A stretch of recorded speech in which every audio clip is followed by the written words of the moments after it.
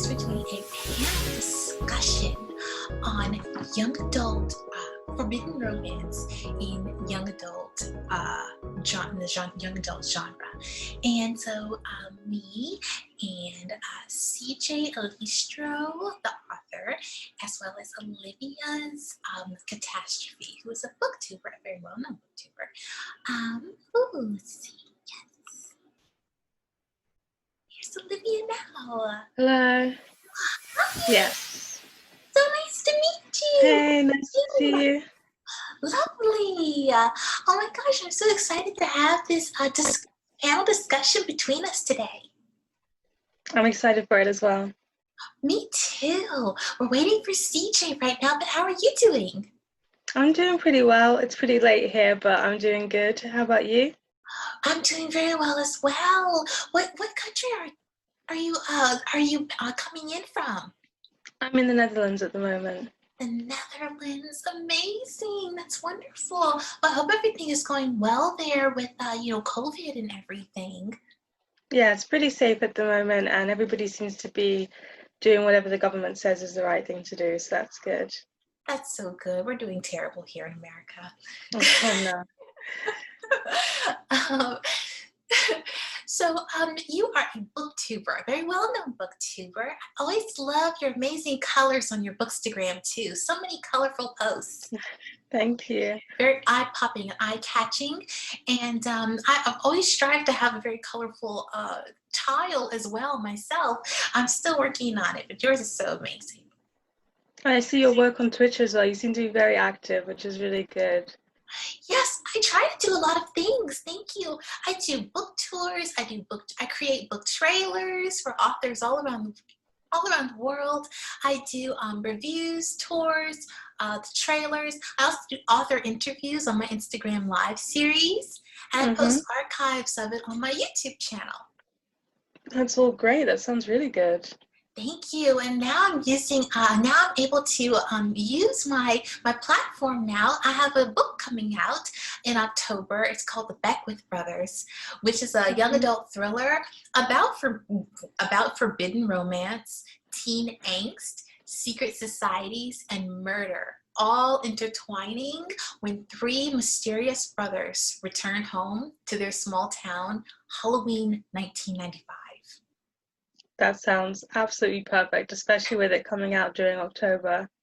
Yes, thank you so much. I'm very excited for it. It's called The Beckwith Brothers. Well, we're still waiting on CJ, but maybe we can go on ahead and start our chat. Okay, sounds good. Alrighty. This is my first time using Zoom, and I see that it says that I have a 40-minute time limit. So I'm gonna give us a little warning around like 30 minutes. That sounds good. So we had several basically instances of forbidden romance in young adult literature, like several sources and examples. Of those, which one was your favorite? I think Romeo and Juliet, just because it's a classic and I do really love Shakespeare, so I have to say Romeo and Juliet.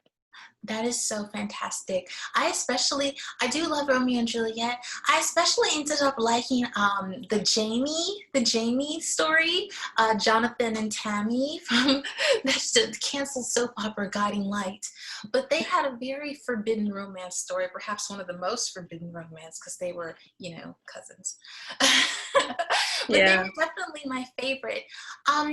So do you think that because these stories happen a lot in young adult literature, what are your thoughts on young adult readers reading these types of stories, like young minds?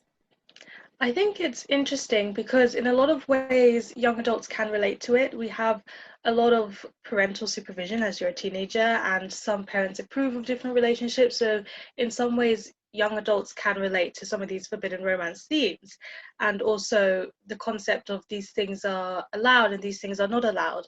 And romance is definitely a genre where they can explore that and see how you can break free of these molds, whether these things should be forbidden or not. And it's so interesting to see that reflecting an adult.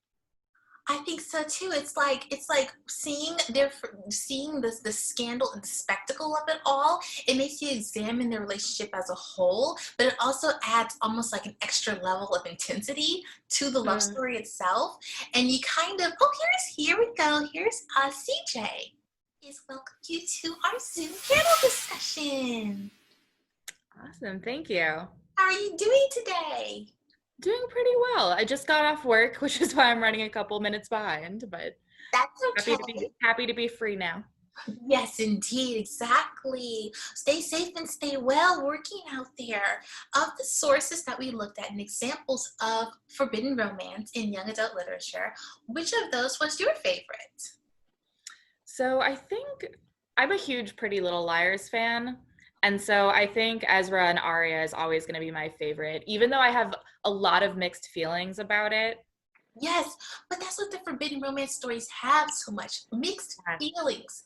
Mm-hmm. Well, that's one thing I actually like about them so much, is that even though they're, of course, wrong, but like it's crafted in a way that you feel almost right about it and you almost root for it. And with Ezra and Arya, that was a kind of a teacher student storyline, and it was very controversial, but they ended up together. Everyone wanted them together. It was one of the most likable couples in the entire show.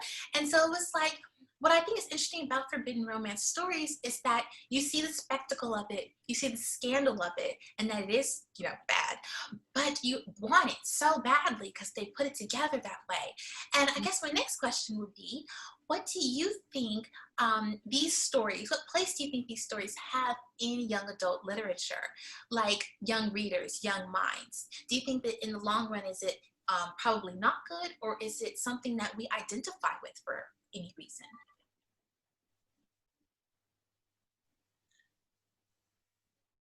Yeah. No, I think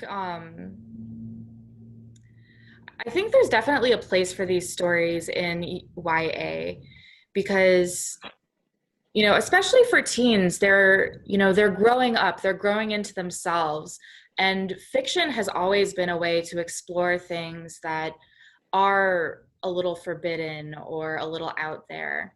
And so I think having these avenues to explore this in literature is actually a really safe way for them to do it. And I also think that there has to be, care taken because, for example, with the teacher-student romance, there are a lot of real predators out there. And I think that it's very important that it's, handled well, or that, some kind of warnings are included or other sources so that, teens can really get a full picture. Right. I think I especially agree with that too. And it's difficult in these stories because oftentimes they're portrayed in a positive light. Oftentimes. And sometimes, right, sometimes they're formulated as cautionary tales, but sometimes they also are not. So I suppose my next question would be, what do you think the draw and the appeal of forbidden romance stories is? And do you think it's a type of rebellion, like living vicariously through their rebellion? Mm-hmm. I would say both of you. Go ahead, Kate, if you had something to say. Oh, I was just gonna say, I think there's definitely a rebellion to it. It's the same reason why you have that typical bad boy character. People like something that's a little forbidden, a little taboo, because it's not something they're comfortable exploring in their lives. Right. I definitely think that too. Olivia? Yeah, I would just definitely agree with that. I do think a form of rebellion to some degree does come into it, but I also think it can just be a safe way to explore that rebellion without having to do it yourself if you're not ready to, or if you don't know how to. So reading can be a good idea for that. I think so too. I think that because of how much rebellion is involved in a forbidden romance story, you have a lot of, it really adds to the romance itself. I suppose it's like a us against the world type of thing, except almost like compacted in some sort of major way. I know I especially love the Tammy Jonathan story that was on our list, the Jamie story from the Guiding Light soap opera. And I only found out about that story because I saw basically someone put together all the clips, every single clip from the story, and made a movie out of it. Like each and every, yes, I can't even imagine how long that took. But someone made a movie, several movies out of it, each and every scene that they had together to show the progression of their story, and they posted it on YouTube. And so I watched it. I binge watched this like movie series of their entire relationship, and that's what made me think of this panel, because it's like everything about their relationship was wrong. He had almost like a beastly personality, but she was like the beauty who brought out goodness from him. And even though they were cousins in the story, so unfortunate, everyone rooted for them. I mean, truly, when this story happened, and I was very young when it happened, but I researched about it. When this story was on, that was when this soap opera had the most viewing ever. It had that much attraction, that much draw, and that much appeal. And so I suppose my next question would be, have you all ever written about forbidden romance in any of your stories? Or would you ever write about it if you were to write a book or another book? I don't think I've personally written about it myself. I've also read it in other media forms. So I've been a long-standing fan of the Twilight Saga for Stephanie Meyer, and I would say there's also forbidden romance in there because she's a human girl and he's a vampire, and I've never written about it, but I mostly read about it. I'm not sure if it's quite my forte, but I just enjoy reading about it. It is fun. Yeah, and I haven't written about it either, although I think there are certain topics I would stray away from if I ever did, like probably no incest, no teacher-students. You know, those are a little too much for me personally, but I definitely have a really strong enemies to lovers, kind of opposite sides of the war thing brewing in my head. I like that because with the enemies to lovers storylines, what's interesting that gets to be included in that is that I think that the characters develop a deeper understanding of each other when they're enemies to lovers, because at first they may, almost hate each other, but then they probably find some sort of a way to accept the other person, or the other person kind of conforms a little bit, or they come to a new understanding of each other's opinions. So it's kind of like, I think enemies to lovers, you have such a foundation to build on. Well, and I think it's interesting because, they challenge each other from the beginning, and I like couples who challenge each other. And so they already have that bit of it. So it's not just like, oh, I think you're cute, let's, start dating. It's like something about them really pulls that emotion. Yeah, that's true. It's like they have a sort of connection, a connection that's deeper than just a physical connection or liking the other person for their appearance. It's like, because if they only like them for their appearance, there's no way that they would tolerate them if they were enemies. So they must have something else going on. Mm-hmm. So I am interested in writing about forbidden romance. I've written about it in several different ways, several different forms of it. But recently I wrote about, the story of the Beckwith Brothers I was just talking about, which the central romance happens between a 2 months till 18 years old. So 17 and 10 months old, Sierra. And what happens is she's a very innocent and sweet girl, but she always feels like she's not seen. Oftentimes she's not seen and she doesn't feel seen. And when she is in her small town in 1995, her soul ends up being linked with a very mysterious person, Eric Beckwith, who was lost to the woods years before. And so one thing about his personality is he is very beastly as well, because the thing is he raised himself in the wild.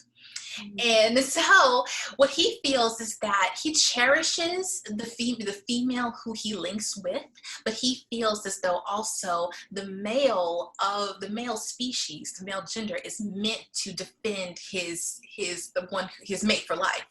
And so oftentimes their relationship ends up being one that's like, there's no way this could exist in the real world. Sierra can't be a normal girl if she's with him ever. So I suppose the sacrifices that are involved in the forbidden romance stories, what do you think about those? And what side do you think should give the most? I feel like it can be a bit hard to say which side should give the most, depending, because it really does depend on the couple themselves and what their forbidden romance situation is. So I feel like it's hard to say which side should give the most. I think, again, it's just a matter of compromise, of discussing between the couple themselves and seeing what their roles are in this relationship and their position and what they can afford to give up versus what they cannot afford to give up. Because I do believe that everybody has things that they can give up and things that they can't give up without irrevocably changing who they are. So I think it depends on a case-by-case basis, probably. Sorry. Yeah, I was just gonna say that I think that's part of why the sacrifices are such a compelling part of the forbidden romance, because there's something beautiful but also terrifying of giving up so much to be with some person. And I think that's part of why people like it so much, because there's that almost obsession that's it. And so I think like Olivia, it's hard to say who should give up the most, because I think a lot of that depends on who has the power in the situation, and that can vary widely depending on what kind of forbidden romance it is. But I do also think that there's something kind of moving about it that really draws people in. I think so too, because that is very true. With the forbidden romance story, someone has to, they both have to give up so much, or there's a threat of so much being lost for this person that you love so much, that everyone pretty much thinks you're not supposed to be with. And I think that's really interesting, because it shows that it's almost like you and only you is worth this to me, worth everything, to give up everything to be with this one person. And so I think that's a really important part of the storyline when it comes to forbidden romance storylines. And I think that with some of the stories that can be not only controversial but also possibly threatening, like the teacher-student romances, do you think that it's important to make sure that the story ends in a way that's negative or positive? Because in Pretty Little Liars, it ended in a positive way. They got married, and it was very good. I was excited. A lot of the stories ended well, except for maybe Flowers in the Attic. But do you think that they should end well, or if they should end with almost a warning? I feel like, judging, I'm going to pull from the example that one of the examples we talked about, which was Romeo and Juliet, which doesn't have a positive ending if you're talking in terms of the romance. Oh, yes. However, there's still positive elements, because you can still learn from their situation, and it does read as a cautionary tale. So I feel like you can still have some of the lessons demonstrated by the end of it, even if it doesn't have a happy ending, or it does have a happy ending. I'm all for bittersweet endings over here. I think that it's unrealistic in most cases for there to be just this perfect happily ever after, because of the sacrifices that we've talked about. But so I do think that it's important to acknowledge that, because if this were in the real world, it's not going to be a perfect happy ending.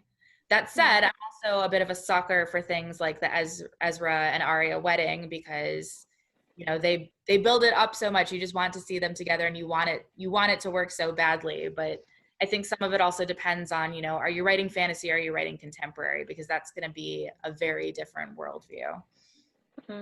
Yeah. I think it's, what do you think for the author of these stories? Do you think they have a responsibility to, if their story ends in a positive light or a bittersweet light, or a bittersweet ending, do you think they have a responsibility to tell people when they're promoting their stories, don't do this?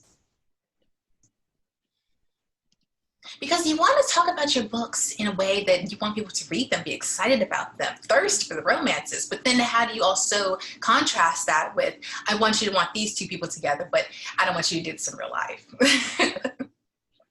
Yeah.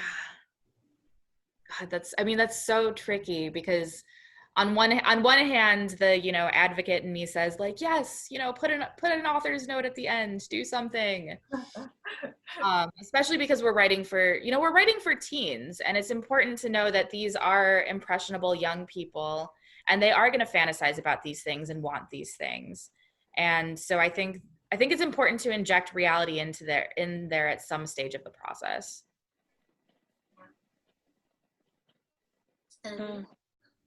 I don't know, really. I'm curious because I don't know if this one you've been mentioning with the student-teacher relationship. So I'm curious if you feel like the author did take the time to talk about whether this is something to like promote, or whether the author did like leave a little tidbit about whether this is something approved or not. Well, I know that CJ she loves this story. I did read it though as well. So I think that from what I noticed, I thought that in Pretty Little Liars, it was very much it mentioned that this was a dangerous thing that Arya and Ezra were doing. I think that in the book they mentioned things about his career was in jeopardy, that it was against the law. I don't think in the TV show they did that as much as they probably could have. But in the book it was mentioned, but they still had such a draw to each other that they were still together and they still wanted to be together, and it still ended up being put together in a way where hello kitty. So in the book it was put together in a way that there was warnings, but it was still like they were all like basically warnings aside, still want this person. Do you agree? Oh, oops. Sorry, the cat is wreaking havoc over here. So I haven't actually read the books. I've watched the show, but I do think in the show it was somewhat, glamorized because, the problem, of course, is that I would say the vast majority of teacher-student relationships, if not all of them, are usually like creepy older teacher preying on younger student in real life. So yeah, I don't know that Pretty Little Liars really acknowledged that in any meaningful way. Mm-hmm. Which is unfortunate because it almost promoted it.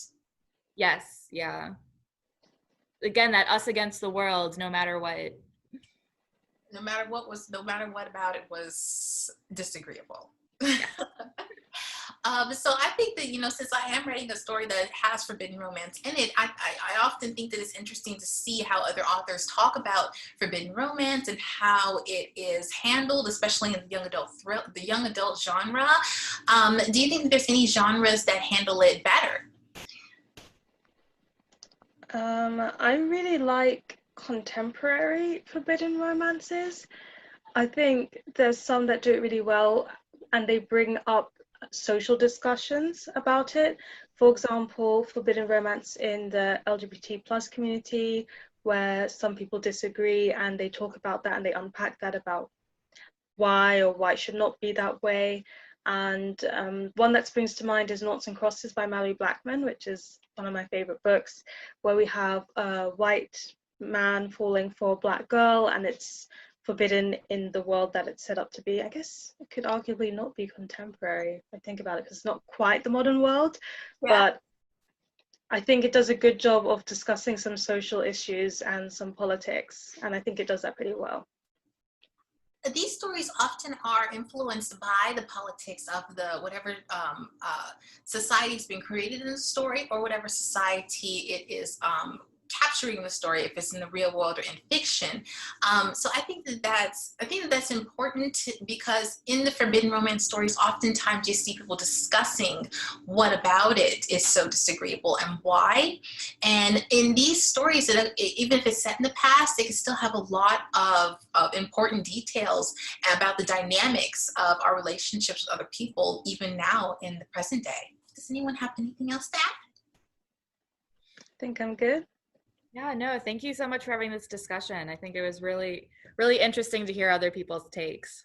Me too. Very good. I thought it was very interesting too. I've been very excited to do this, and I would love to even continue this conversation with in the future, because it's like it's something that happens a lot in young adult stories, and it's something that influences the society of the culture of young adult people in the schools and in colleges, and it depicts a lot of relationships, and it shows what we're interested in as a society. So I think it's pretty interesting. Mm-hmm. Yeah, it holds a nice mirror up to society, what our values are and what we think they are. Yes. And how responsible we are when we try to depict them in a positive light. Hopefully not too positive, but pretty positive. So what are you all working on now, so we can put that into the panel discussion when I post this on YouTube? Anything you all would like to share with the viewers? Well, I'm mostly working on writing a Black-focused, female-focused science fiction novel at the moment, which is inspired by Frankenstein, and yeah, that's what my writing focus is at the moment. Oh, that's really cool. It is.